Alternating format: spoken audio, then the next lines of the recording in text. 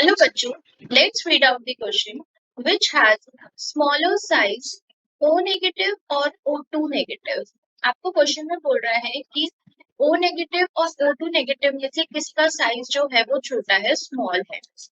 So first of all we will talk about its key concept। इसमें जो use करेंगे, सबसे पहली बात तो यहाँ पे O नेगेटिव और O2 नेगेटिव आया कैसे। ये आया है आपका जो न्यूट्रल ऑक्सीजन एटम होता है हमारा, उससे। तो इसमें जो की कॉन्सेप्ट हम यूज कर रहे हैं वो यही यूज कर रहे हैं कि पहले तो हम इलेक्ट्रॉनिक कॉन्फ़िगरेशन लिखेंगे उसकी, कि न्यूट्रल ऑक्सीजन एटम के अंदर कितने नंबर ऑफ इलेक्ट्रॉन्स होते हैं, कितने नंबर ऑफ प्रोटॉन्स होते हैं। उसके बेसिस पे हम फिर उसका O नेगेटिव और O2 नेगेटिव निकालेंगे and then we will decide कि किसका size smaller. So, in this, we will consider a key concept. Let us consider an oxygen atom which is neutral, which is neutral. It has 8 electrons, 8 protons. इसके पास 8 ही electrons होते हैं और 8 ही protons होते हैं। ये हमारा ऑक्सीजन है, इसके अराउंड 8 इलेक्ट्रॉन्स हमारे प्रेजेंट है। इसको अपना ऑक्टेट कंप्लीट करने के लिए 2 इलेक्ट्रॉन्स की रिक्वायरमेंट है। ये जो ये 2 इलेक्ट्रॉन्स है, ये जो है वो क्या है, इसको रिक्वायर्ड है। तो ये रिक्वायरमेंट जो है वो इसको जरूरत है अपनी ऑक्टेट कंप्लीट करने के लिए। हमारे पास है 2 इसके दे रखे हैं, एक तो O नेगेटिव, दूसरा है आपका O2 नेगेटिव। O नेगेटिव कब आएगा, जब ये एक इलेक्ट्रॉन लेगा। एक इलेक्ट्रॉन लेगा, दैट मीन्स इसके अंदर 9 इलेक्ट्रॉन्स प्रेजेंट होंगे, लेकिन प्रोटॉन्स तो सेम ही रहेंगे, 8 प्रोटॉन्स। O2 नेगेटिव का मतलब क्या है कि 2 करे, गेन करे, किसी से लिए, तो इट मीन्स इसके अंदर 8 इलेक्ट्रॉन्स आ गए और 10 इलेक्ट्रॉन्स और 8 प्रोटॉन्स। क्योंकि ये गेन कर रहा है, 8 इलेक्ट्रॉन्स तो थे, साथ में जब इसने 2 गेन करे तो 10 इलेक्ट्रॉन्स हो गए और 8 इसके प्रोटॉन्स हैं।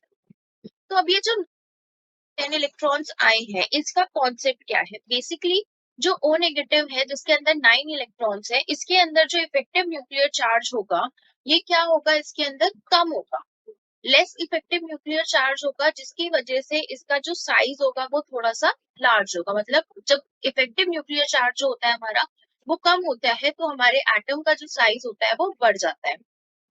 अब ये जो इफेक्टिव न्यूक्लियर चार्ज है, ये हमारे आउटर मोस्ट इलेक्ट्रॉन के अंदर कितने नंबर ऑफ इलेक्ट्रॉन्स या उसके अंदर कितना चार्ज हमारा प्रेजेंट है वो बताता है हमारा इफेक्टिव न्यूक्लियर चार्ज। और ये किसकी वजह से होता है, शील्डिंग इफेक्ट की वजह से होता है। So less effective nuclear charge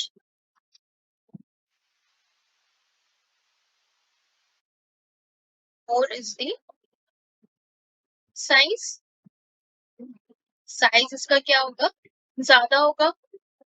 इसमें क्या थे, 9 इलेक्ट्रॉन्स थे, इसमें क्या है 10 इलेक्ट्रॉन्स है। रीजन दोनों का सेम ही है कि लेस इफेक्टिव न्यूक्लियर चार्ज है, जिसकी वजह से ये साइज क्या देंगे, अपना ज्यादा देंगे। अब आप देखो यहाँ पे 10 इलेक्ट्रॉन्स है, इसने क्या करा, स्टेबल कॉन्फ़िगरेशन में आ गया ये अपनी।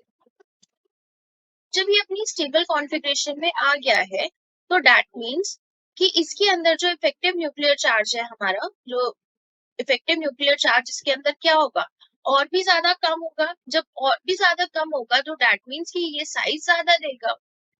इट हैज, तो बेसिकली इसका जो हम लिखेंगे वो ये लिखेंगे, स्टेबल कॉन्फ़िगरेशन की वजह से इट हैज लेस।